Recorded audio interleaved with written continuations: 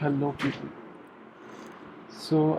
Recently I was checking this Slack community called Commit Your Code. I'll put the link to the Slack in the description. So, I found this Slack community on Twitter.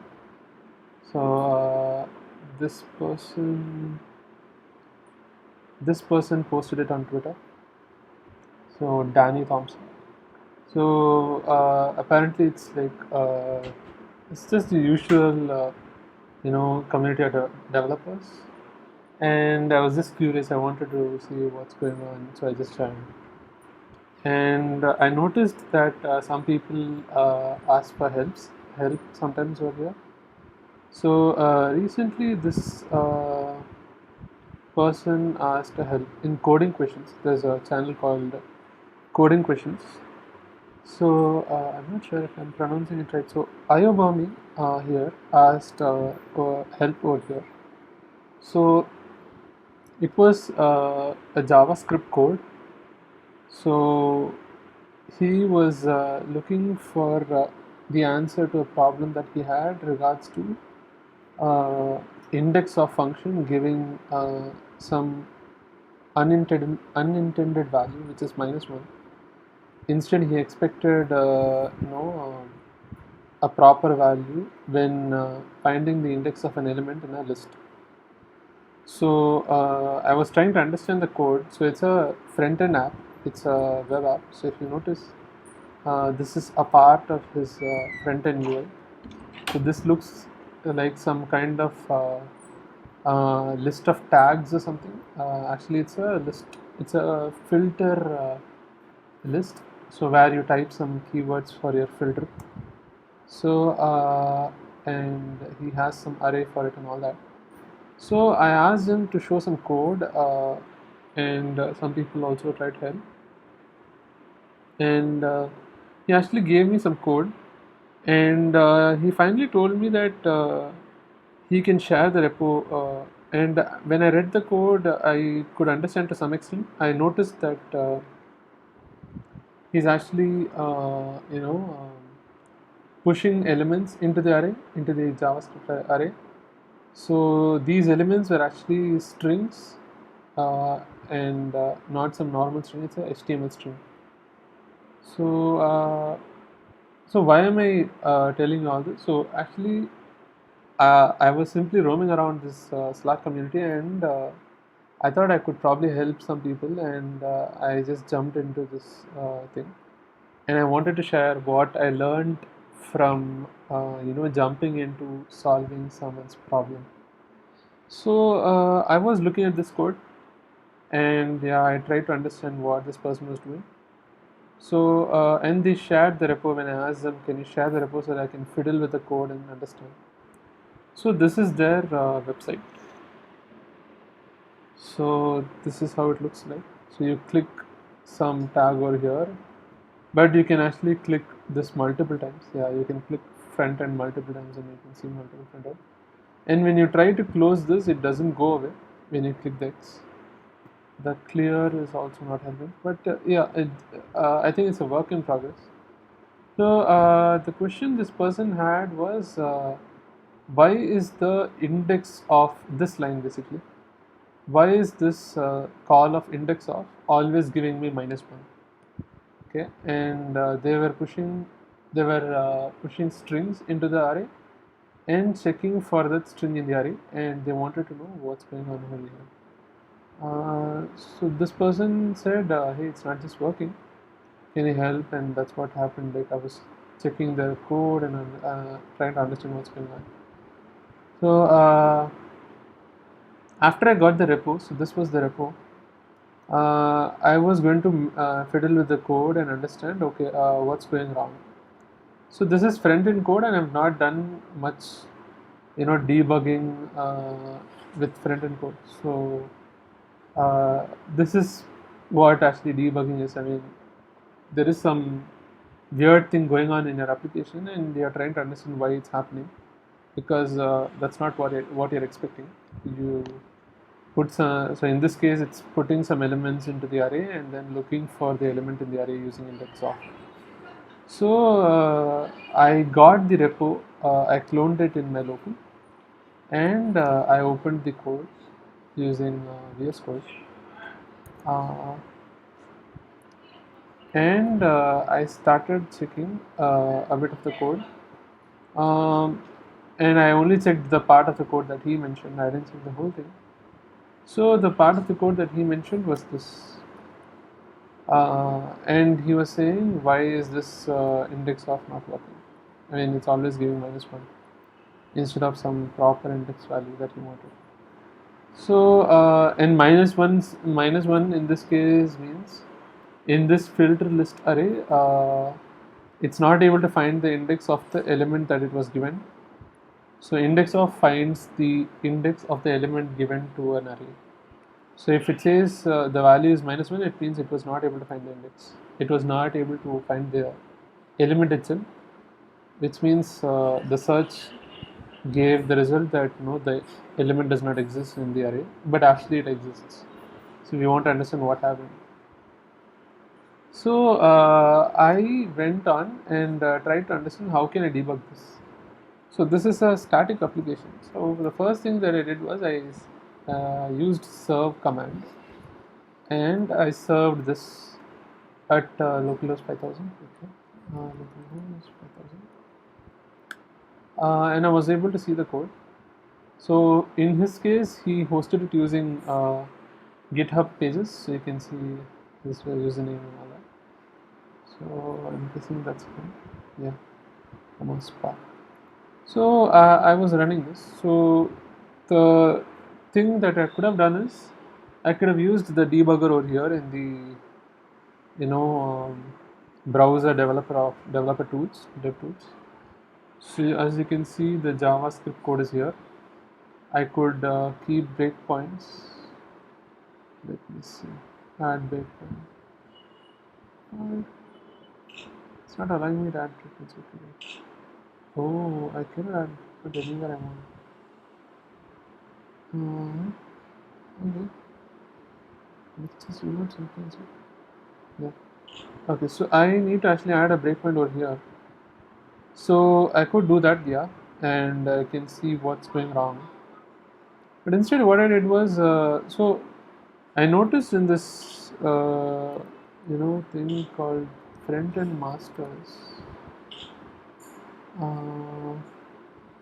Let me see. So I was looking for actually, I was searching for a way to actually debug a web app using VS Code, so that I can put breakpoints over here. So I found out this front end masters course. I didn't actually get the course or go through the course, and this was for Chrome, and I do have Chrome, but I was hoping to use probably Firefox, if it's possible. So when I was simply reading through the transcript of this whole thing, it was just a part of it, a few minutes. So if you notice, this guy says, Buck says, so let's talk about debugging browser apps. He likes the subject, and he likes to propose that JavaScript and web developers are they have a distinguished ability capability, which is they write code in one place but debug in another. So you write the code in your editor, and you debug the code over here. For example, I remember me and my friends actually debugging the CSS over here, but I'm guessing that for CSS that's the only thing. I'm not sure though how to use the editor and debug CSS. Maybe it's possible. I just don't know. So I was like, okay, this guy is making sense. Even for JavaScript, you would probably go put the breakpoint here and then do things.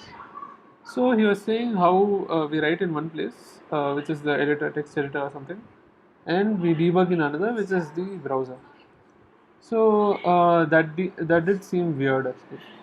So he was saying how he was asking actually if there is any other platform where this happens, writing code in one place and debugging in another. So actually, no. From what I know, no. Actually, I'm not seeing that much, except for probably Node. I remember seeing someone use Node.js and Chrome to debug Node.js code, something like that. Yeah. Anyways, so this guy tells how it's easier if you just debug in your editor, because now you can just change the code here itself, or else when you change the code here, I don't think it will change in your local, because this is served by some server or something. Probably if you just access the file directly, maybe, but I ran a static server over here. So then this guy goes on to actually show how to debug using VS Code and Chrome. So here in my case, I'm going to use Firefox and I'm going to use VS Code to debug this thing. So let's close my Firefox, or let's keep it open. Yes, DuckDuckGo, it's going on. So now I am going to actually try to use this extension called debugger for Firefox. So you can go and install this. There is also a debugger for Chrome. If you notice, debugger for Chrome is over here. So debugger for Firefox will tell you that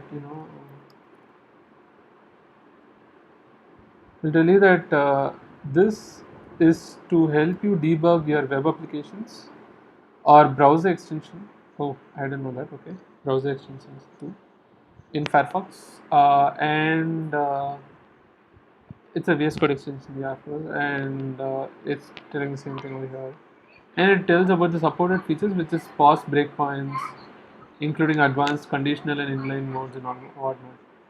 So they are giving you a getting started thing. So in our case, let's see how we can debug, right? So we can go to this debug thing, and if I actually say create a JSON, launch JSON, um, and here it says launch program. I don't know what this will do. It just gives me an error. It says debugger listening. Actually, it's using some Node program. So it's thinking it's a Node program actually. Let's actually try to add a configuration.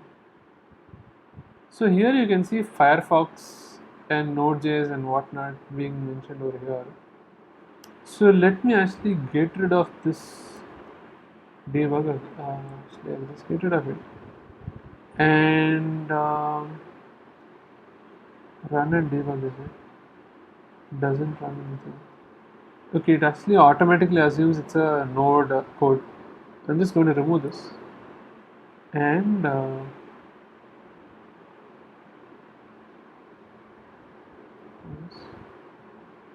do control space and say Firefox attach web extension. Okay, so there are many things over here. So I'm going to actually do this.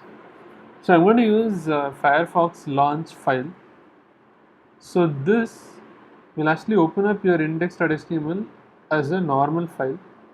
I'll also do Firefox launch server. So this is going to actually think about using your index.html using a server, in which case I'll just put 5000. Let's see how each of these work. So I'm going to actually try to run debug using launch localhost. Let's see what happens. I run this. So this is my Firefox. I can see another Firefox getting open here. So as you can see, this Firefox has opened localhost 5000. There's a separate instance of Firefox running over here. Let's actually put a breakpoint and see if it really comes to this. My issue is over here. I'll put a breakpoint here, and let me try to put something over here. And if I click this, oh wow, it stops there. Okay, awesome. So this is one way. So here, as you can notice, it has stopped. and I can actually check what are the values over here in the value of E filter list and everything. Command Shift U, output, Command Shift Y is the debug console. Here I can actually check what filter list is. It has one element, filter list of 0, has the string, which is paragraph tag and everything. Let's see what e.target dot parent element has. So it has I believe it's an object. How do I find it out? Type of. Oh, type of is not available. Okay, let's find how to find the type. JavaScript type of. Oh, it's actually not capital. Oh, it's smaller. So it's an object. Okay. So as we can see, so he has tried to find in filter list the index of this element, and as you can see, filter list has elements like, for example, the first element, that's the only element actually, array of 1, so has elements of type string, but when giving the value to the index of the type of the element, this parent element is an object. So you can actually get the HTML string of this. Let's try inner text. What does it say? It says full stack X. So that is this part actually. How about inner HTML? That is still the span class, but we are looking for the whole paragraph tag. So there's this thing called outer HTML. So now as you can see, there is paragraph tag and everything like this. So let's just for now not change the code and just play. As you can notice, there is -1 over here, which is the console logged in this command option key. In console, you can see -1. Now, what I'm going to do is I'm going to actually change the code over here and put dot inner HTML, and I'm going to actually reload this whole page. This time, I'm actually going to click this, click scener and whatnot. Click this time. Let's see what okay, it stops over here in the console breakpoint. I'll just play it. It's actually again -1. Well, sorry, I put inner HTML, it's actually outer HTML. Does it live reload? I'm not sure. Doesn't live reload. Do this, HTML. See, this. As you can see, the value of index of is 1 now, because senior is like the first, like 0, 1, it's at index 1. I'll remove the breakpoint over here and let's see what HTML is. So HTML is at index 2, 0, 1, 1. So I could put more things, CSS, JavaScript, CSS. When I click CSS, I think the value will always be 0, 1, 2, 3. Wherever I click, it will be 3, I think. That's because I'm not able to click. I'm not able to click over here. Oh, I'm able to click over here. The output is over here. It says the value is the same, so it just puts the number of times that the value has come, 3, which is 8 times it has come. And if I click once more, 9 times. Okay. So now what is this? Treat your code faster.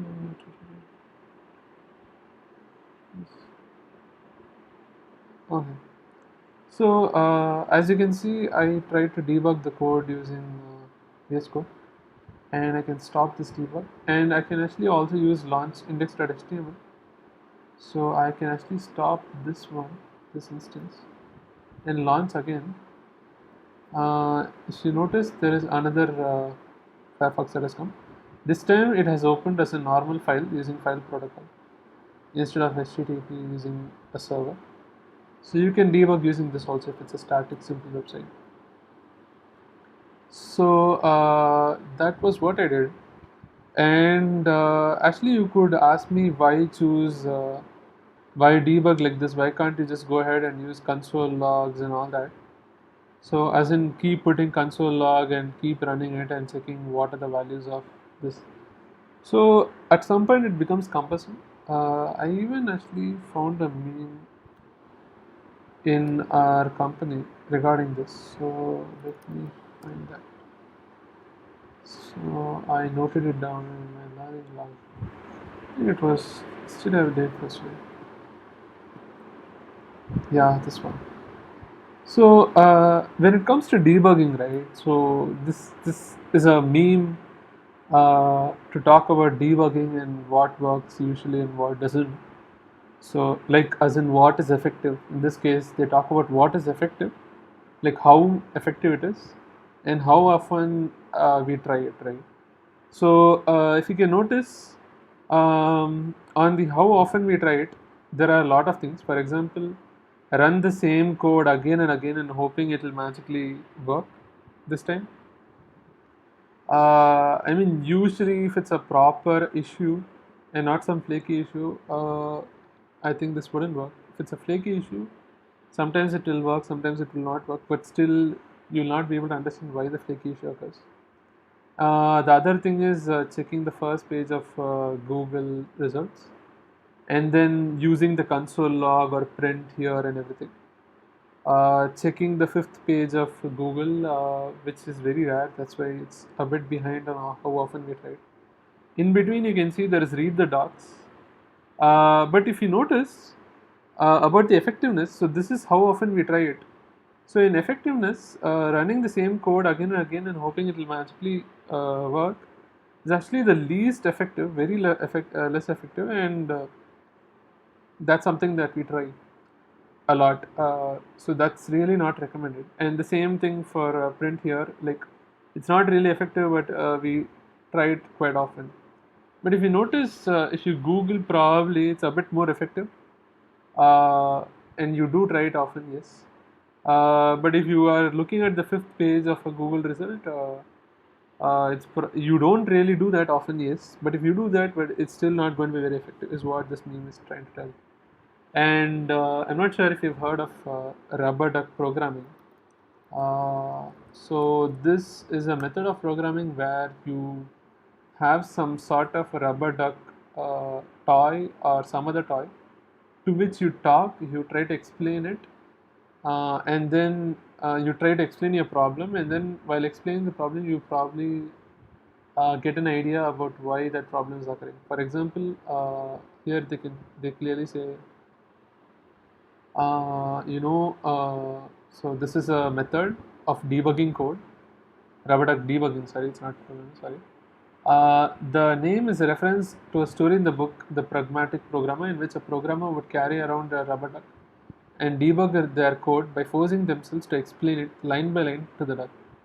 So every line of the code you explain to the duck or some toy, some inanimate thing, and while you explain it, you probably get a idea around, hey, that looks weird, and you think about the possible issue, and apparently many other terms exist for this, involving different, usually inanimate objects. So yeah, pets, dogs, cats, and all that. So you can probably go check this out.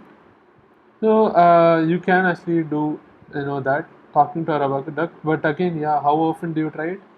You don't try it really often, and the effectiveness is good enough, better than print statements apparently. So let's see some of the most effective things that is on the top, right? So taking a walk. So this translates to literally taking a walk or just taking a break, walking around, just go play, go eat something or something like that. That's like really effective. And then there is reading the docs. So taking a walk is very effective, but you try it least, as you can see from the graph. But reading the docs, you try it probably sometimes. But yeah, that helps a lot. I agree actually. Sometimes just reading the docs, reading the README helps a lot. Instead of freaking your head, trying to understand why something's not working. And using the breakpoints, right? That's what I did now. So you don't write really often compared to the other stuff like Googling and all that. But it's really effective, quite effective actually. So I really think debuggers are really good and can make our life a lot better. And I have actually used debuggers to actually debug a lot of issues in the Helm codebase. It's a Golang codebase. I used to use this, uh, you know, editor and IDE called IntelliJ. I'm sure a lot of you have heard of it. So currently, I'm trying out VS Code, even for Golang. But yeah, you could use any debugger using any IDE or text editor. So I've actually found a lot of issues and fixed them. Fix them. That is issues in this code base using debuggers, which otherwise I would just be reading through code but not be able to find out the issue by just reading through code, but instead keeping breakpoints, trying to understand the values at each and every breakpoint, trying to understand what looks as an okay value and what looks as a weird value and what's happening and all that actually helps a lot. So, yeah, I think that's a better way to debug by keeping breakpoints and reading through code and checking the values by running the debugger at the breakpoints based on the weird situation, by first of all reproducing that weird situation and then going through the line of execution of that code. So that's what I did for this case, which is the simple web app over here, static web app. I tried to click something and then which led to the line of code that I wanted to execute, and I found out the issue. So I told this person the issue to use outer HTML to get the string, so which will actually be present in the array because this was just an object. So yep, that's how you actually try to use debuggers and try to debug a normal static web app using VS Code and Firefox. So yep, that's all I had to say today. Thank you.